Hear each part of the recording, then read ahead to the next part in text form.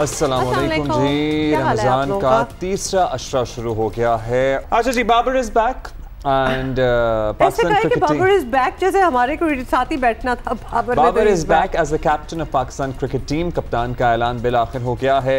World class batter हैं, no doubt about it. एक बार फिर व्हाइट बॉल टीम के कप्तान बन गए हैं। बाबर की तकर्रुरी के बाद एक बड़ी कंफ्यूजन दूर हो गई है कि कप्तान कौन होगा। हाँ, मतलब ऑब्वियसली नाम तो उठ रहे थे और फिर काफ़ी 3-4 दिन पहले बाबर का नाम आ चुका था कि he will be back in action. Babar Azam इससे पहले भी आपको याद दिला दें कि वनडे और T20 वर्ल्ड कप समेत टेस्ट क्रिकेट में भी पाकिस्तान की क़यादत कर चुके हैं। इतनी पुरानी बात नहीं है एक्चुअली कि हमें आपको याद कराना पड़े। बाबर आजम को टेक्निकल तौर पर कप्तानी से हटाया नहीं गया था, अब ये कहा जा रहा है, लेकिन वर्ल्ड कप 2023 में नाकिस परफॉर्मेंस के बाद हालात ऐसे ज़रूर बना दिए गए थे कि उन्हें कप्तानी छोड़नी पड़ी थी। तो उनको खुद नहीं कहा गया था कि खुदाफिज हो जाए, ही जस्ट लेफ्ट। वैसे हमारी मेमोरी जो है ना इतनी कमज़ोर होनी नहीं चाहिए। बाबर की captaincy and the performance of Pakistan cricket team in the world cup 2023 was very bad as well. So जहां हम शाहीन को कहते हैं जी इसलिए हटा दिया क्योंकि एक PSL का उसका सीज़न बुरा चला गया और एक सीरीज़ वो हार गया न्यूजीलैंड वाली, तो नाउ ही डजंट डिजर्व। माशाल्लाह बाबर की कप्तानी में भी हम मुतअद्दिद सीरीज़ हार चुके हैं और अभी वर्ल्ड कप तो आप ना भूलें। और हम ये भी भूल जाते हैं कि शाहीन की ही कप्तानी में लाहौर कलंदर ने 2 PSL की ट्रॉफियां उठाई भी थी। नहीं, एक्चुअली हम नहीं भूलते और हम जब भी जिक्र करते हैं हम चीज़ें जिसके स्ट्रेंथ्स हैं उनकी हम जिक्र ज़रूर कर देते हैं कि अभी शायद उनका वक्त अच्छा ना गुजर रहा हो, जिस तरह बाबर का भी at one time it wasn't. और अभी भी बाबर जब वापस आएंगे तो उनको ठीक ठाक एक प्रूफ भी करना होगा, बिकॉज लास्ट उनका जो टेन्योर कह लें, स्टेंट कह लें, व्हाटएवर, वाज़न्ट दैट ग्रेट। बहरहाल अब आपको बता दें कि बाबर आजम दोबारा जिस टीम की कप्तानी करने जा रहे हैं उसमें शाहीन आफरीदी मौजूद होंगे, जिन्हें बाबर के बाद अब पता ही आपको कि कैप्टन बनाया गया था। इनफैक्ट अब जो टीम होगी हमारी अब्दुल्ला, उसमें बहुत से कैप्टन हैं, आपको पता है ना? उसमें इमाद भी हैं, उसमें रिजवान हैं, मतलब उसमें आमिर भी हैं, उसमें शाहीन भी हैं। सो या बहुत सारे लोग हैं और हमेशा की तरह रिजवान बाबर के साथ होंगे, जिनकी PSL में कप्तानी के लोग मुतरफ रहे हैं। वैसे Rizwan was also a very deserving candidate अगर किसी को चेंज करना ही था तो। इसके अलावा शादाब खान होंगे, जिनकी कप्तानी में इस्लामाबाद यूनाइटेड ने हालिया PSL का नवा एडिशन जीता है।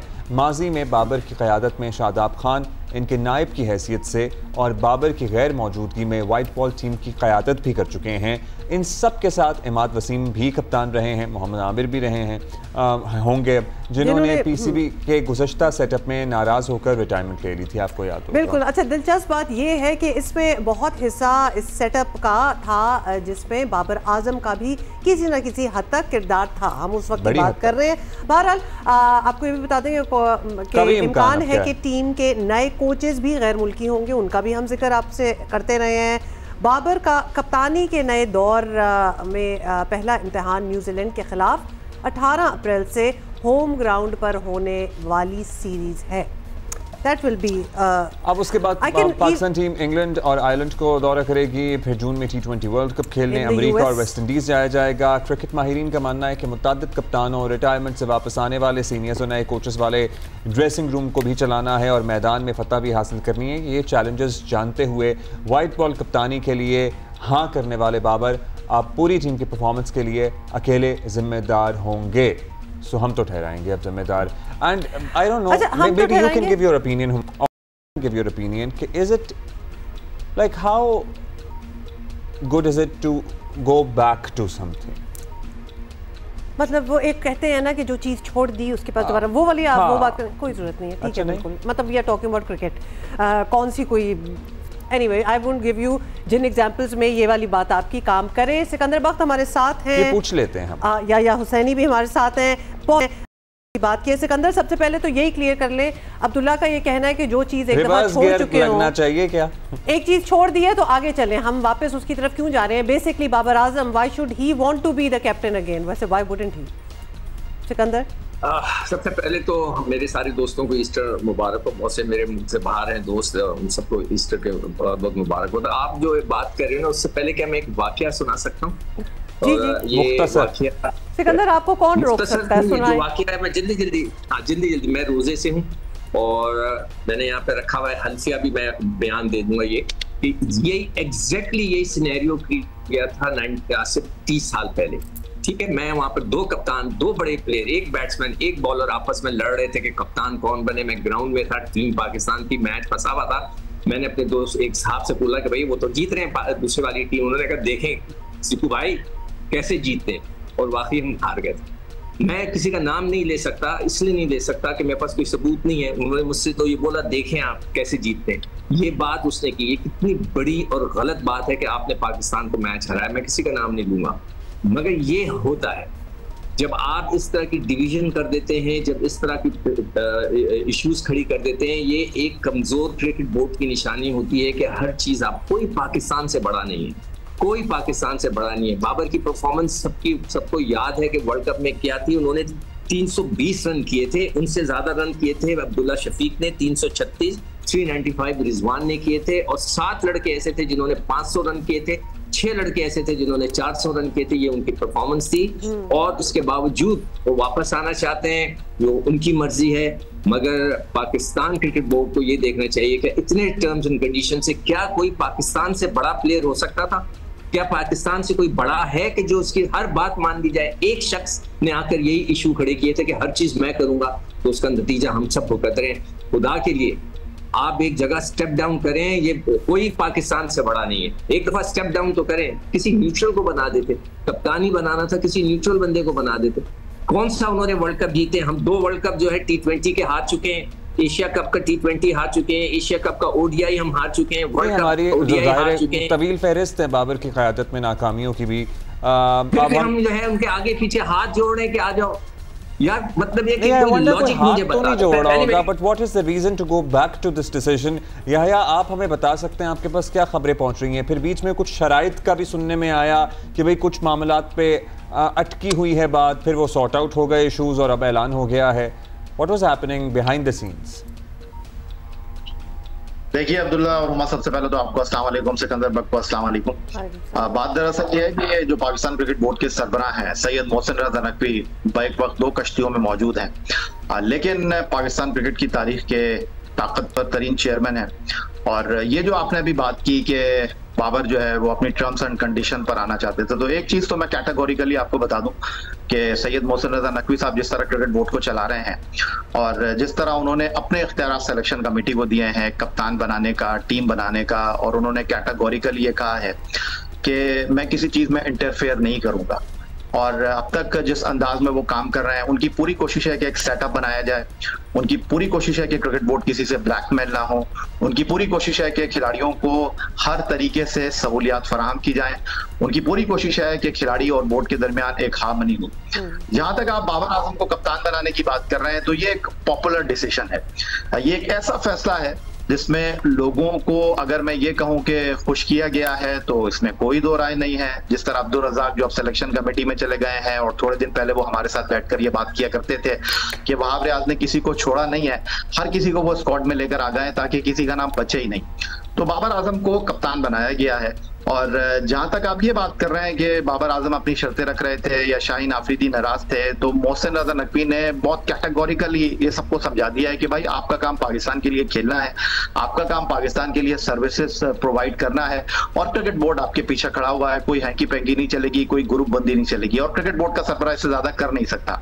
कल जो बाबर आजम के वालिद साहब हैं, कल उन्होंने इंस्टाग्राम पर अपनी एक पोस्ट में इस बात का खुलासा कर दिया था, और बहुत कुछ ना कहते हुए भी उन्होंने कह दिया था। ये जो बात हो रही थी कि बाबर आजम चाहते थे कि वो तीनों फॉर्मेट के कप्तान बने, बहुत अच्छा किया पाकिस्तान क्रिकेट बोर्ड ने। उन्होंने एक बहुत अच्छा मैसेज दिया है कि जनाब बाबर आजम को उन्होंने सिर्फ व्हाइट बॉल की कप्तानी तक महदूद रखा, क्योंकि अभी फिलहाल पाकिस्तान ने टेस्ट मैच खेलने नहीं है।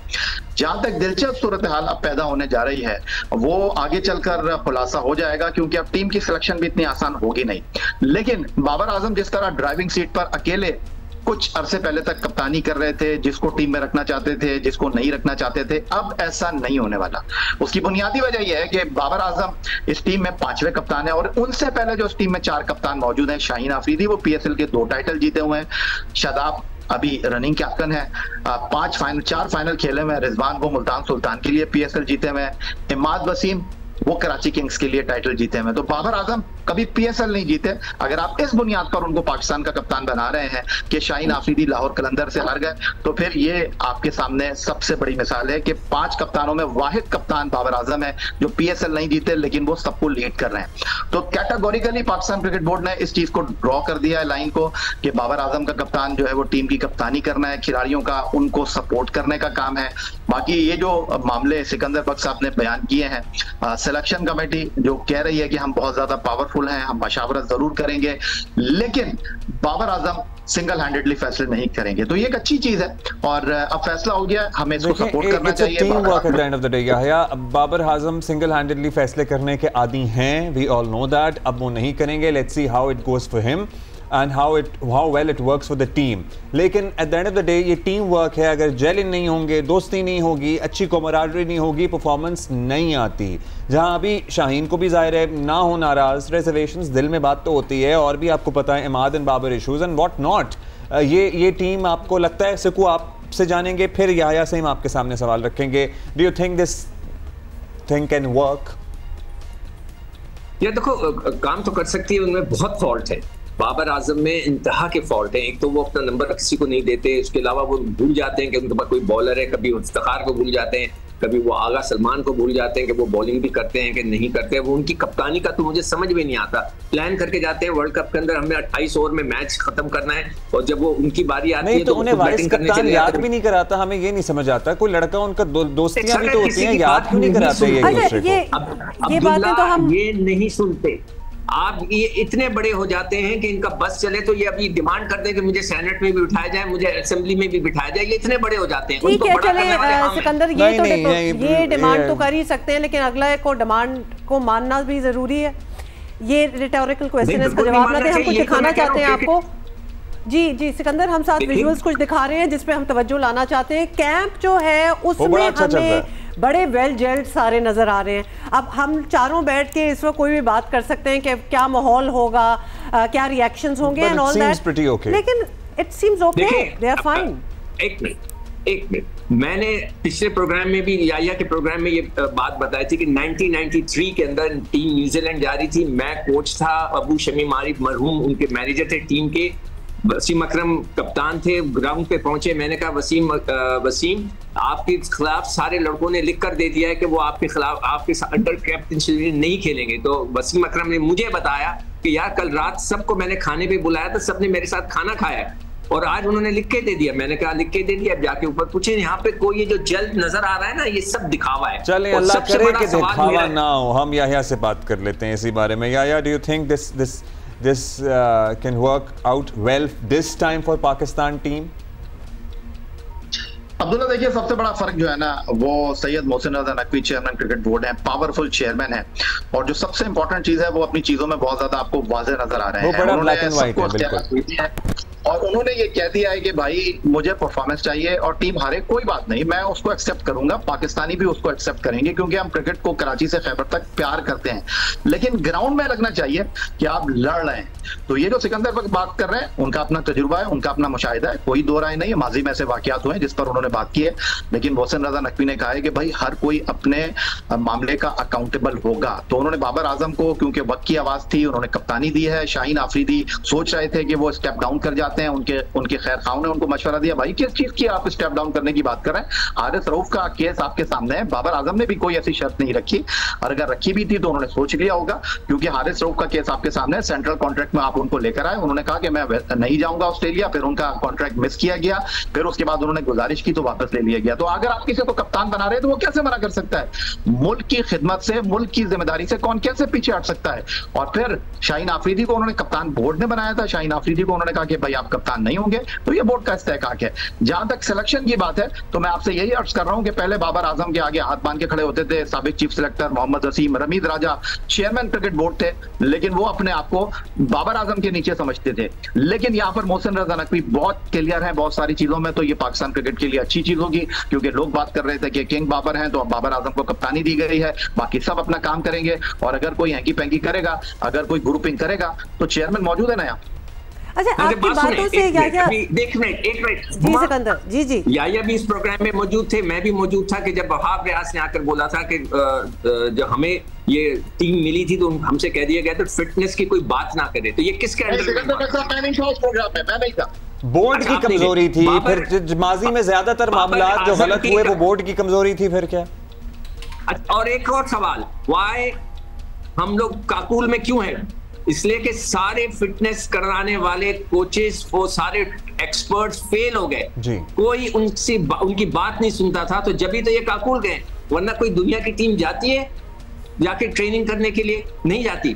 ये इसलिए फेल हो गए सारे के कोई ट्रेनिंग नहीं करता, ये कोई सब अपनी दुनिया में मगन है। अब देखते हैं कि मोहसिन नकवी साहब जिस तरह याया डिस्क्राइब कर रहे हैं कि बहुत सख्त है जी, काकुल में जब ट्रेनिंग का जिक्र होता है, जब बात होती है तो दैट इज सीरियस, बिल्कुल उसमें तो कोई ना नहीं कर सकता, और हमें पता है कि वहाँ का एक माहौल ही और है। उसका मतलब है कि आपको उन सारे ट्रेनर्स को निकाल देना चाहिए ना उस टीम में से कि वो क्यों अच्छा वो ट्रेनर भी फेल होते रहे। फिर बाबर के जमाने में कहते थे लोग कि जी कोई फिटनेस की बात ना करे, या correct me if I am wrong, कि ये सारी जो हम निशानदहियां कर रहे हैं सारा कुछ ऐसा लग रहा है कि इंतहाई कमजोर बोर्ड हुआ करता था, जिसकी वजह से कैप्टन के सामने भी सब हाथ बांधे खड़े रहते थे, फिटनेस कभी भी कोई तवज्जो नहीं थी, तो it was the board's fault then.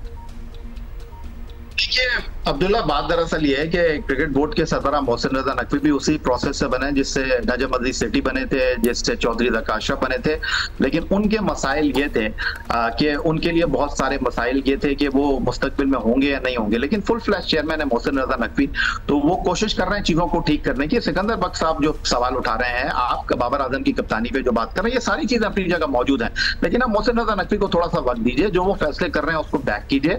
और बाबर आजम को उन्होंने कप्तान बनाया क्योंकि वो कहते हैं ना कि ज़बान क़ल्ब को नक़ार खुदा जानो, तो एक पॉपुलर डिसीजन है, इसको आप एक्सेप्ट कीजिए। बाबर आजम के पास तजुर्बा था, ये तो शाहीन आफरीदी के लिए बहुत अच्छी बात है कि अभी वो 5 मैच हारे, लाहौर कलंदर से डिलीवर नहीं कर सके। हमारी टीम की बॉलिंग की जान है, हमारी टीम की बॉलिंग की पहचान है, एक खिलाड़ी की हैसियत से अपने आप को मनवाएं, लेकिन हमारा कल्चर इस तरह का है। तो बाबर आजम को अब क़यादत मिली है, बाबर आजम को भी अपने आप को प्रूफ करना पड़ेगा, और चेयरमैन उनके पीछे खड़े हैं, चेयरमैन सिलेक्शन कमेटी को भी पूरे इख्तियारात दे रहे हैं, लेकिन चेयरमैन क्रिकेट बोर्ड टाइम नहीं देना चाहिए, भरपूर सपोर्ट करना चाहिए, करेंगे भी। जी सिकंदर।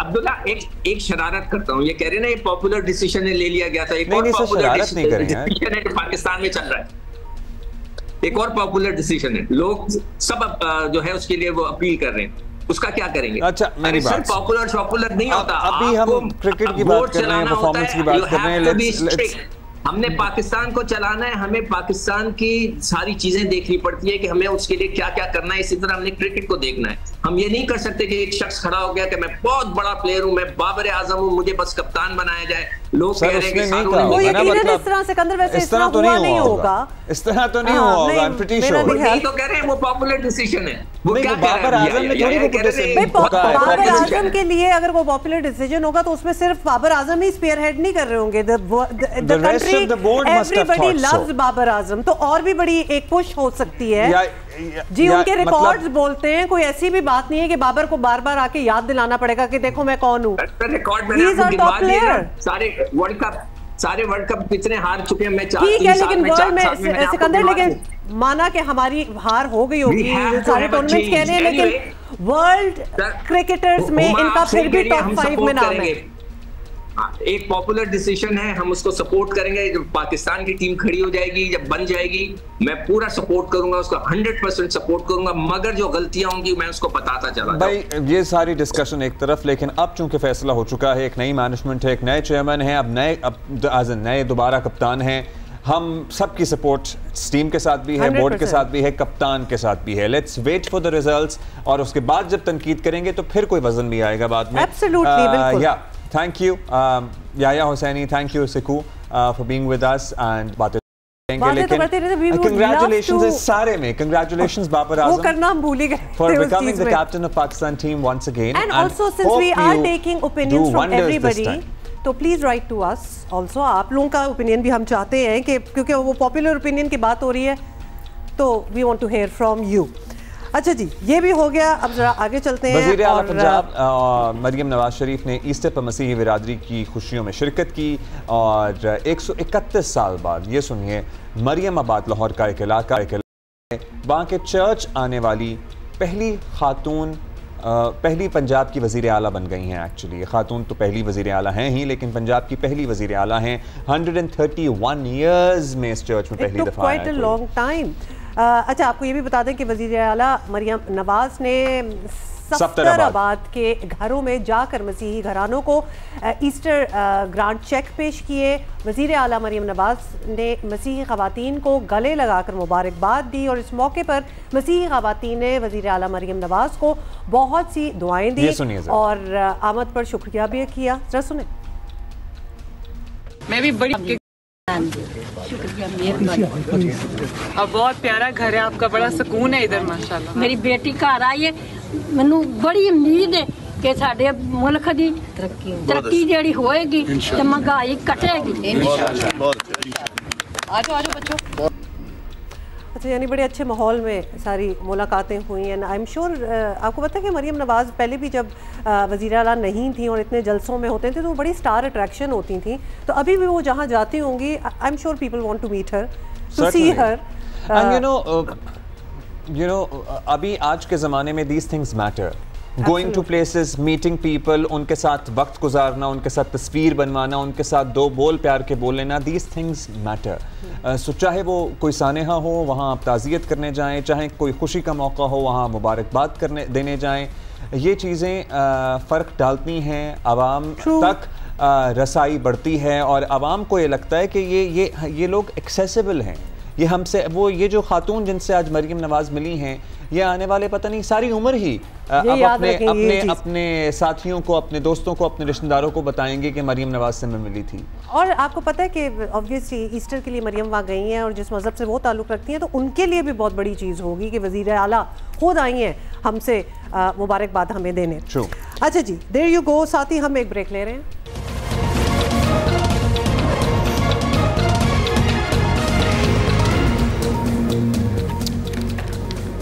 Welcome back. अच्छा जी, बात करते हैं कराची की। और कराची में स्ट्रीट क्राइम्स की वारदातों में बेतहाशा इजाफा हो गया है।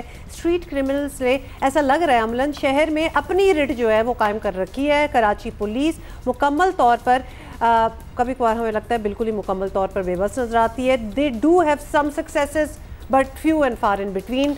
अच्छा जी, वज़ीर दाखिला ज़ियाउल हसन लंजार ने कराची की बेअमनी को रूटीन का अमल करार देते हुए कहते हैं जी मीडिया हाई पे इसकी तो सारी। कराची में स्ट्रीट क्राइम का इशू है। स्ट्रीट क्राइम का हाइप भी एक क्रिएट की गई है। ज़िंदगी का कारोबार है ये तो चलना है, इसमें क्राइम भी होगा। CCPO Karachi, additional IG Karachi जो हैं उनको कल चेंज कर दिया गया है।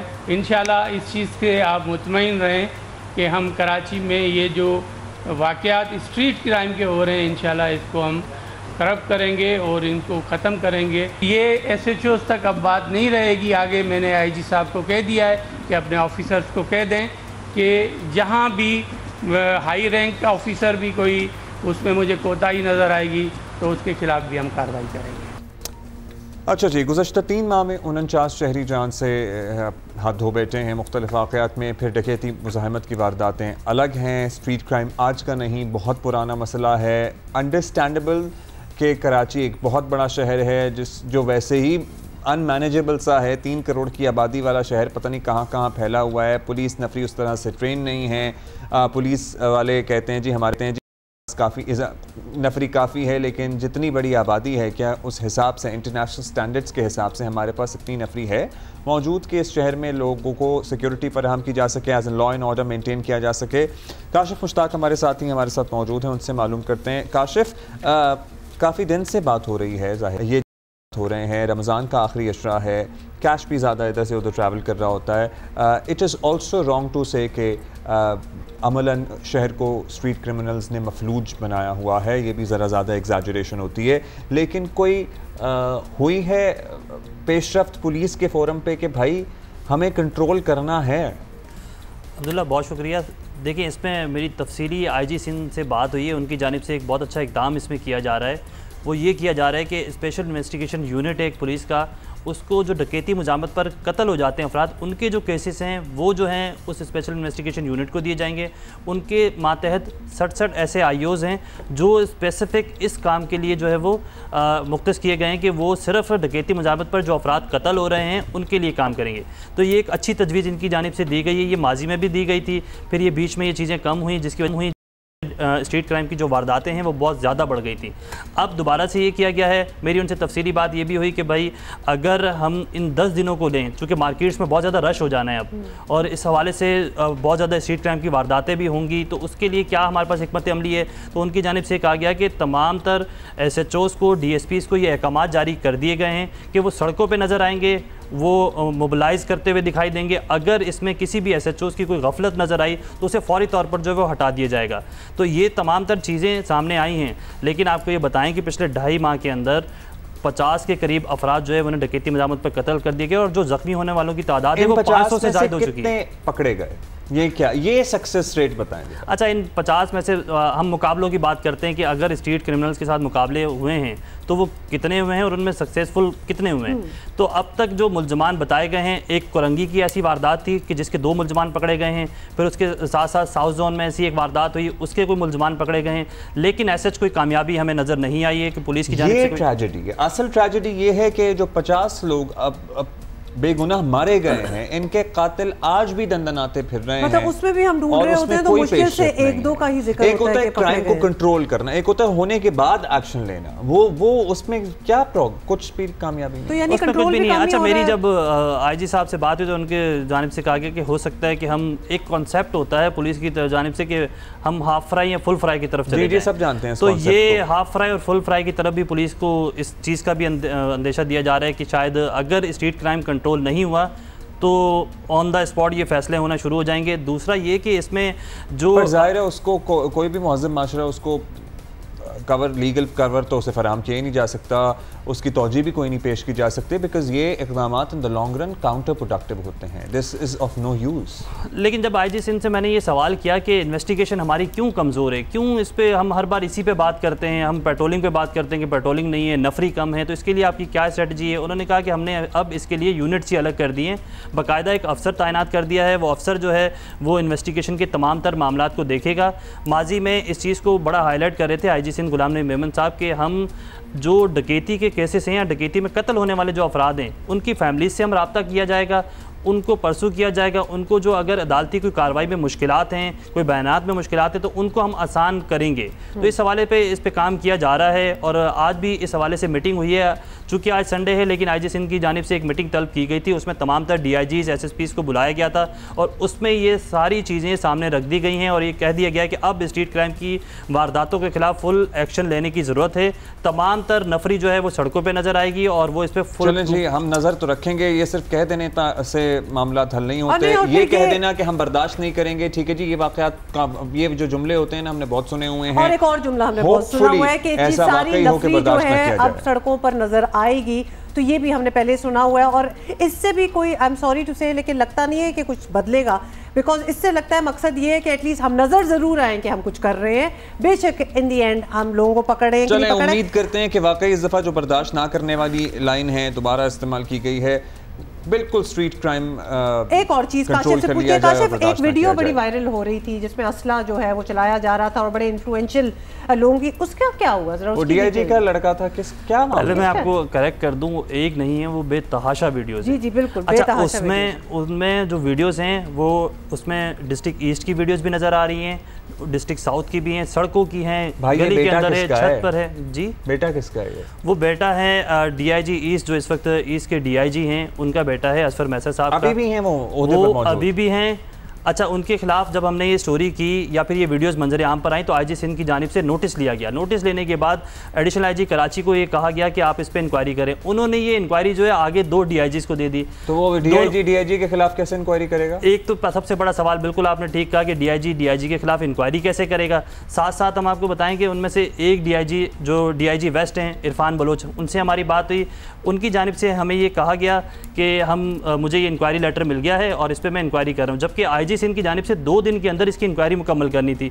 जो दूसरे DIG हैं, जब मेरी उनसे बात हुई तो उनको इस चीज़ का पता ही नहीं है जो DIG एडमिन है इमरान याकूब साहब, ये वो ये कहते हैं इस बच्चे के साथ अब हम ये वीडियोस देख रहे हैं और ये एक बिल्कुल हम सोच सकते हैं, बिलीव भी कर सकते हैं कि ये वीडियो यहीं की है। देखिए दंदनाते फिरना, और ख़ासतौर पे आपका ये कहना, और हम देखते भी हैं कि ये सैकड़ों के हिसाब से वीडियोस हैं। It's not a single isolated incident जहाँ कह सकते हैं ना कि जी बच्चा भूल गया और उसने ये कर लिया। Nothing like that. नंबर 1 ये बच्चा नहीं है, he is an adult. Number 2 to be honest अच्छा, हैरानी है इस बात पे कि ये जिन साहब का ये साहबजादा है वो अभी तक ओहदे पर मौजूद हैं। इंक्वायरी वैसे इसमें क्या होनी है? ये लड़का है जो बेदरेर असलहे का इस्तेमाल कर रहा है, इसमें सरकारी असलहा भी आई एम श्योर मौजूद होगा, उसकी दीगर हरकत व सकनात इन वीडियोस में बखूबी देखी जा सकती हैं। What is there to inquire about it? एक और चीज़, उनके वालिद का तो ये भी कहना था काशिफ कि ये वीडियोस रियल है ही नहीं, ये सब डॉक्टर हैं, ये तो बिल्कुल झूठ है, और आजकल तो सब कुछ वैसे ही दिखा देते हैं। उन्होंने पहले इन वीडियोस को डिनाई किया कि ये वीडियोस नहीं है, फिर उन्होंने कहा ये मेरी ही वीडियोस हैं और इस पे जो है वो प्रोपेगेंडा जो है वो किया जा रहा है इस हवाले से कि ये वीडियोस जो हैं इस तरह से नहीं आ रही हैं जी। और फिर ये भी कहा गया, इवन जो वज़ीर दाखिला हैं उनकी जानिब से कहा गया कि ये वीडियोज़ जो हैं काफ़ी ज़्यादा पुरानी हैं। हमारा ये सवाल नहीं है कि ये वीडियोस पुरानी है नहीं है या क्या है, लेकिन हमारा ये ज़रूर सवाल है कि अगर चलें DIG के ख़िलाफ़ आप महकमाना कोई इंक्वायरी कर रहे हैं या कोई उसके ऊपर इन्वेस्टिगेशन चल रही हो, उनके बेटे के खिलाफ अब तक क्या कार्रवाई हुई? एक शख्स शहर के अंदर इस तरह दंदनाता फिर रहा है और वो इस तरह की मुख्तलिफ असले, बड़े छोटे असले के साथ वो इस तरह फायरिंग कर रहा है, तो उस पर उन्होंने क्या मुझे एक बात बताएं, अगर तो हम देखें कि कोई चेंज नहीं है और बात जो है वो बिल्कुल आगे पीछे कर दिया है, बाएं कोई उस पर इन्वेस्टिगेशन नहीं हो रही, तो ऊपर से फिर कॉल होनी चाहिए। वज़ीर दाखिला का भी इसमें फिर रोल आ जाता है कि जब इतनी ब्लेटेंट चीज़ें देख रहे हो और पता भी है कि ये वही वाली बात है ना, it's not an isolated incident, ये एक तरीक़ेकार है ऑफ शोइंग ऑफ, तो फिर एक्शन लेना चाहिए आपको। बिल्कुल होना चाहिए। शायद IG साहब जो हैं, क्योंकि IG जो हैं वो डायरेक्ट DIGs को पोस्ट नहीं करते हैं, तो वो इनके खिलाफ वैसी कार्रवाई शायद ना भी कर सकें, तो इस पर वज़ीर दाखिला को, वज़ीर आला सिंध को नोटिस लेना चाहिए और उनको इस पर कार्रवाई बनती है। इस पर ना सिर्फ इस चीज़ की कार्रवाई बनती है बल्कि ये भी कार्रवाई बनती है कि ये असला क्या था, सरकारी था, अगर ये असला सरकारी था या लाइसेंस वाला था या नहीं भी लाइसेंस वाला था, तो इसकी क्या प्रोसीजर होना चाहिए, इस पर मुकदमा होना चाहिए। बात सुने, ये लड़का हवाई फायरिंग कर रहा है जगह जगह जाके, क्या कर रहा है वो? हमें पता ही है, असलहा सरकारी था, प्राइवेट था, जो भी था, इस पे तो वैसे ही केस बन जाता है। और आई एम सॉरी बट अल्लाह मियाँ आपके हक में बेहतर करे DIG साहब, क्योंकि बच्चे के जो है ना वो चाल चलन ठीक नहीं लग रहा है बिल्कुल क्लियरली। और जितना इसको बचा के रखेंगे, ये जितना इसको प्रोटेक्ट करेंगे, ये उतना आपको ये तबाही की तरफ मजीद जाएगा, आपको भी करेगा। ब्रेक लेते हैं, थोड़ी देर में वापस आते हैं।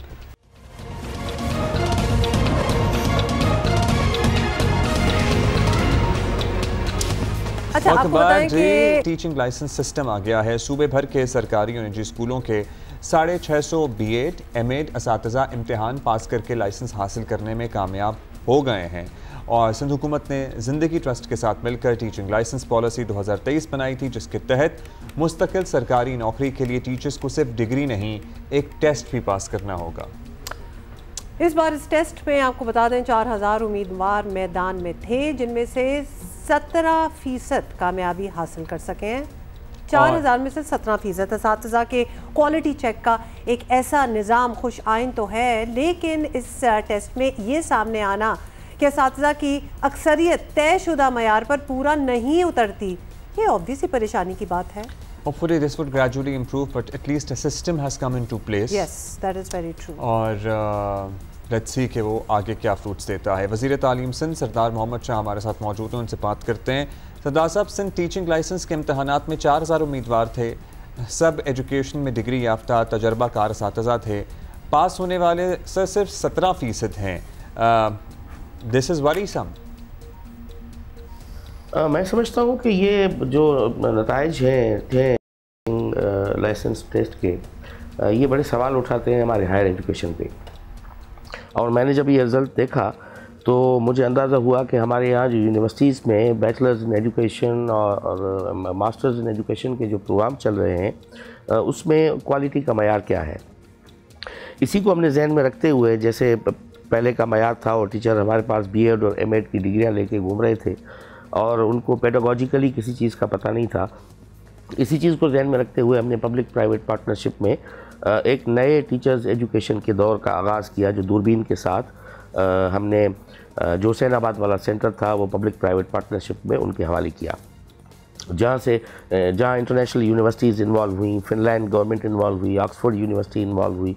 तो हमने चाहा कि जब तक टीचर्स एजुकेशन में क्वालिटी नहीं आएगी, वहाँ लेटेस्ट जो दुनिया में ट्रेंड्स हैं, चाहे वो कंटेंट नॉलेज के हों या पेडागॉजिकल कंटेंट नॉलेज के हों, वो जब तक हमारे असातिज़ा को नहीं आएंगे तो वो बच्चों को बेहतर तालीम मुहैया नहीं कर सकते। डेफिनेटली हमें ये सोचते हुए अंदाज़ा भी था कि इस तरह की रिज़ल्ट आएगी। जब ट्रांसपेरेंसी इंश्योर होगी तो 17% ही पास होंगे, मगर ये बिगनिंग है। अब इससे ये होगा कि आइंदा जितने भी हायर एजुकेशन की कोर्सेज़ हैं, बीएड के और एमएड के, उसमें क्वालिटी आएगी। यूनिवर्सिटीज़ को बेहतर करना पड़ेगा क्योंकि ये टेस्ट जो है वो मुस्तकिल और मुसलसल अमल है। ये भी बताइएगा कि एक ये तासुर है, बल्कि आप इसको क्लियर कर सकते हैं कि सिंध में ख़वातीन असातिज़ा की तादाद जो है वो मर्दों के मुकाबले में काफ़ी कम है। हालांकि हम टीचर्स जब सोचते हैं एक लेवल पे तो हम ख़वातीन लड़कियों को सोचते हैं। तो इस बार टीचिंग लाइसेंस टेस्ट में पास होने वालों में कितनी ख़वातीन शामिल थी? हाँ, ये बड़ी खुशहाल बात है। इसमें मैंने रिज़ल्ट में देखा कि जो पासिंग परसेंटेज है वो हमारी बच्चियों का या जो फीमेल जो एप्लीकेंट थी उनका ज़्यादा है। और जो पब्लिक सेक्टर में जो इन सर्विस हैं इस वक्त जो जॉब कर रही हैं उसमें 22% जो है वो पासिंग रेशो है लड़कियों का, और जो मर्दों का जो है वो 11% है। और आप प्राइवेट सेक्टर में देखें तो 27% जो है वो हमारी बच्चियाँ जो है उसमें क्वालिफाई कर चुकी हैं, और जो मर्द हजरात हैं वो 12% पे खड़े हैं। तो ये बड़ी खुशहाल बात है। मैं समझता हूँ कि एक अच्छी माँ ही अच्छी टीचर बन सकती है कि बच्चा बुनियादी तालीम माँ की गोद से लेता है और उसके दिल सीने में एक दिल होता है जो बच्चे को आगे ले जाता है। और ये मुझे आई है। सरदार Ali Shah Sahab, thank you for being with us. We need more qualified teachers. मतलब इतने हज़ारों में से सिर्फ इतनी परसेंटेज का पास होना अलार्मिंग भी होना चाहिए। मतलब जितनी भी हम तारीफ़ करते हैं अच्छी बात है, ख़वातीन भी ज़्यादा हो गई हैं and all that, but yes हमारे मयार तालीम पे तो सवाल ज़रूर उठाता है। ऑलराइट जी, that is it for today. We are gonna see you tomorrow. Bye.